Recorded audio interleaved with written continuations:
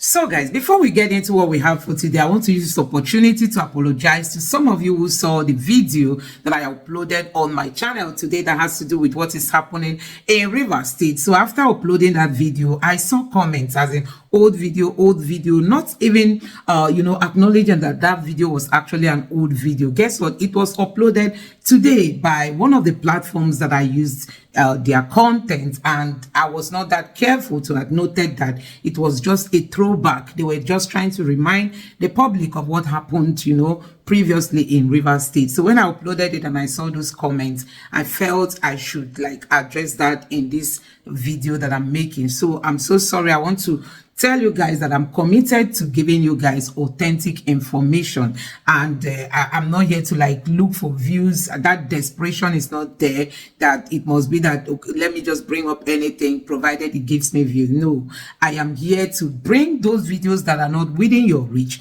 bring them closer to you so that you can see and get updates as to what is happening in the country. So guys, with that being said, let's get into what we have for today. So we all know that the court has asked the CBN not to release money again to the FUBARA's government. So guys, Ugochinyere has come out to react to that court ruling. But what is even worrying Nigerians the most is that, the court case that is before the appeal court as regards to the 27 lawmakers who defected from the PDP to the APC, that case has not been addressed. Why is the Supreme Court dilly-dallying? Why are they wasting time? Why are they dragging?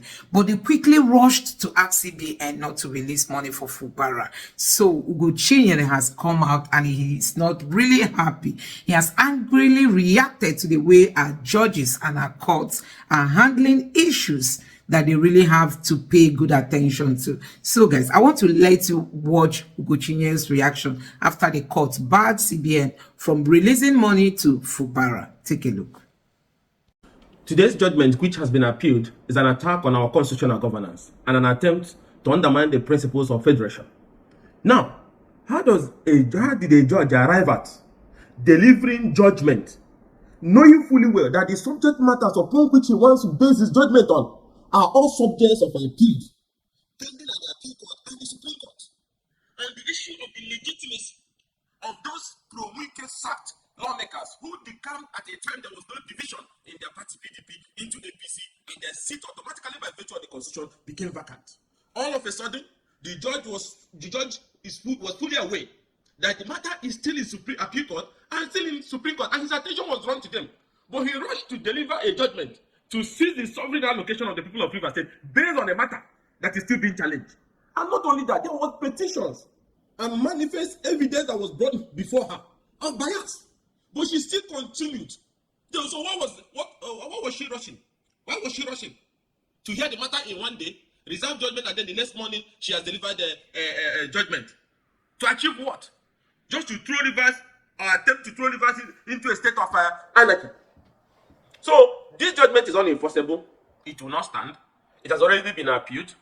And let me make this very clear to Wike and his group. There will be no way forward on this matter until all the subject matters pertaining to the legitimacy of those former lawmakers whose seat has become vacant by virtue of their decampment is resolved by the Supreme Court. And I want to urge the governor of Rivers State, continue to show the maturity you are showing. Present your 2025 budget before the House of Assembly as properly constituted by Ugochinyere. Until such a time, the Supreme Court makes a final determination on the legality or legitimacy of this issue of decampment. No court have decided expressly on it. So there's even order is still existing that recognizes the vote and proceeding of the former speaker, upon which Ugochinyere is speaker and upon which those seats were declared vacant. That order have not been discharged. So they have legitimacy to continue to do what they are doing. But I will advise the president. The problems of 1960 and 1980 started like this. Keeping quiet by Shagari and all these other people there. When those working for the federal government were busy dishing out orders, using security agencies, rigging elections, writing results, confronting other arms of government in the state, just as a way of showing their support to Shagari. At the end of the day, democracy collapsed because this thing comes with anarchy, and we don't want that to happen. The whole country is in total disarray as I speak to you now. Economic hardship, uncertainties, left, right, and center. And then one man is playing, and his group using our federal high court to show that maybe at the end, when they are done, Nigeria should completely lose faith in the judicial system. And I want the CJN to stop this whole thing happening at the Federal High Court. So today's judgment was an attempt to undermine constitutional governance. Unacceptable, unenforceable. The opposition does not accept it. It has been appealed, so nothing will happen going forward. But having said that, the higher courts have an obligation to discharge this order, which if not, other states where there is dispute between governors and some godfathers will rush to court and obtain order to seize allocation of a state. The federal government has no constitutional power to seize the allocation of another arm of government, the state government. These are constitutional, these revenues are federation revenue, shall the federation meeting where the federal government takes their own share, the state takes their own share automatically. You cannot stop it. It will be like an overthrow and an invitation to anarchy. So it's an acceptable, is a judgment that wants to lay the foundation for anarchy and disorder. So it's completely unacceptable. I will urge the federal government to please call their appointees to order. This is how it happened in 60s and 80s. They are not working for it. They are fighting for their own political relevance in a state they have lost because of their greed. Don't let them drag you down. Because when this whole thing will explode, Nigerians will not stand by your side. Because everybody is watching what is happening with our security agencies, with our judiciary, because of one man. What is he looking for? If you go by the judgment of the Supreme Court delivered by Justice Onageden, in a situation where those seats has automatically become vacant, that was Joshua Daire and Dapialong. Those lawmakers decamped, and their seat automatically became vacant. And few members of the House of Assembly that was left then continued to preside, continued to conduct the affairs of the Assembly. The Supreme Court said they were right until such a time by-election is conducted. So, okay, Jumbo still remains Speaker, and the House that he's piloting is still legitimate because there is vacancy in the seat of the 27. And if the INEC conducts the by-election, then the House will have a full quorum. But the Supreme Court said they can continue to carry on the business of the legislator, like budget passing and so on and so forth, until such a time that by-election is held. So Governor FUBARA is going to present the 2025 budget before the Okejumbo-led House leadership, and nothing can change that. And let us get this clear. We're not going to destroy our constitutional democracy and judiciary because of one man, desperate ambition to seize institutions of governance to himself for economic reasons. Because of him, the Federal High Court ruled that the government is a pre-election matter. Because of him, the court now started issuing order to stop conduct of election. Another Federal High Court in Kano have even escalated it further, learning from what the Federal High Court did in Abuja. And now suddenly, you want to use the Federal High Court to seize the sovereign constitutional allocation of another arm of government, another tier of government, the state. Federation allocation is not owned by federal government. Federal government is a party to sharing of that federation revenue. So it is statutorily shared to the state. It is a sovereign fund of the state when it gets to the state. If the governor is not doing the right thing in the discharge or usage of that money, there is a state house of assembly that should call him to order. If you have the number and the legitimacy, you can attempt impeachment. But because you don't have the legitimacy, now you are trying to legislate using the court to now use the federal to seize the allocation of the state government. That has never happened in any constitutional democracy. There's really no provision for that. That was one of the reasons when federal government under President Obasanjo seized the allocation of Lagos State government, the local government fund. The Supreme Court made it very clear. And that was how President Bola Ahmed Tinubu, then governor of Lagos, was able to retrieve the money that was seized by the federal government. So why are we trying to change our constitutional governance, change our laws because, we can't get over the fact that he cannot manipulate or continue to manipulate governance in River State? He should live with that fact. But all eyes are on the Federal High Court. You see all these things you are doing. The Federal High Court. The whole country is watching you. On this Rivers matter, the Federal High Court might rise or collapse. And the NJC should not keep quiet and be allowing them to be doing what they are doing. Over 30-something expert applications. Cases filed in expert in favor of Pro-Wike. Are we stupid? Are we fools? We're not fools.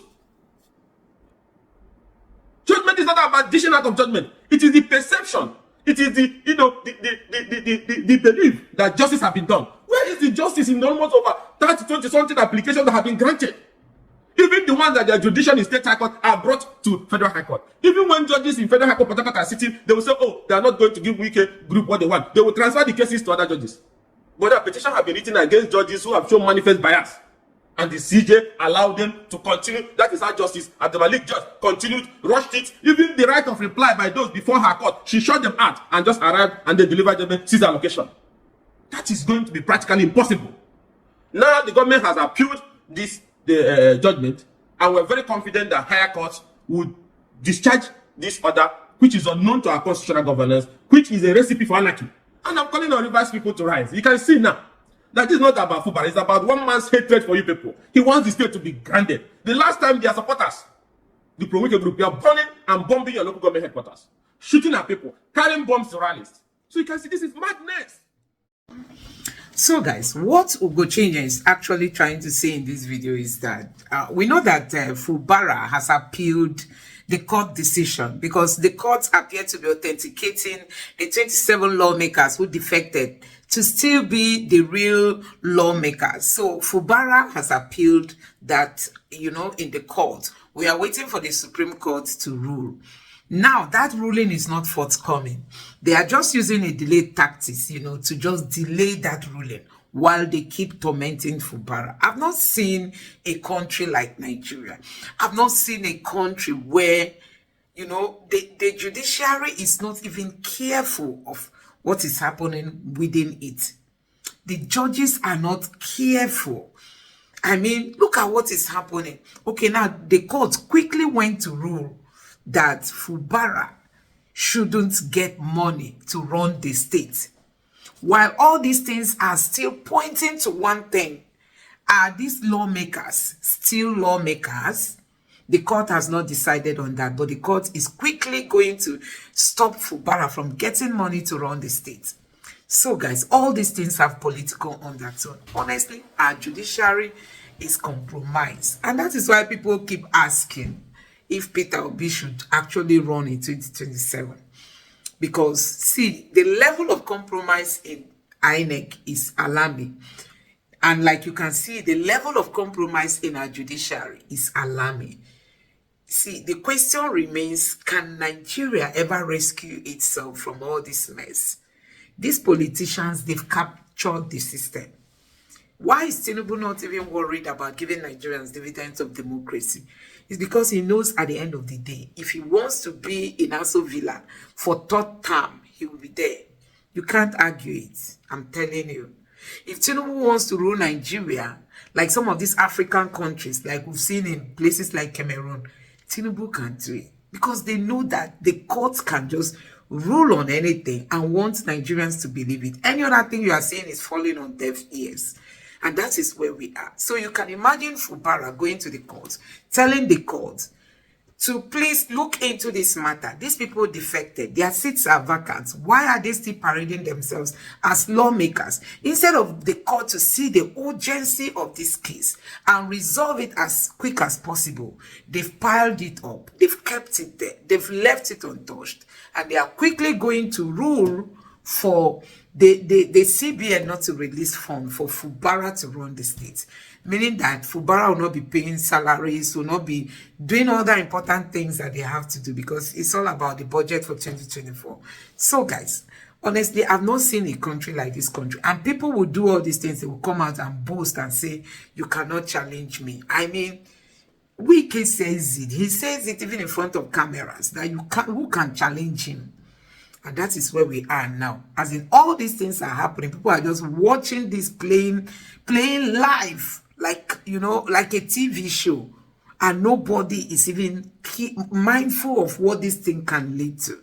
So, guys, I don't know what you make of this Rivers State issue. Do you think FUBARA should finally bow to Wike, which is what he's threatening, that FUBARA has destroyed his structure? Should FUBARA now go back to Wike to worship him for Rivers to have peace? Or should FUBARA stand firm on where he's standing because the people of Rivers are behind him? So guys, let me know your thoughts in the comment section below. Please don't forget to subscribe to the channel, turn on the notification bell. Please give this video a like so that YouTube can recommend it to others, and drop your thoughts in the comment section below. Thank you.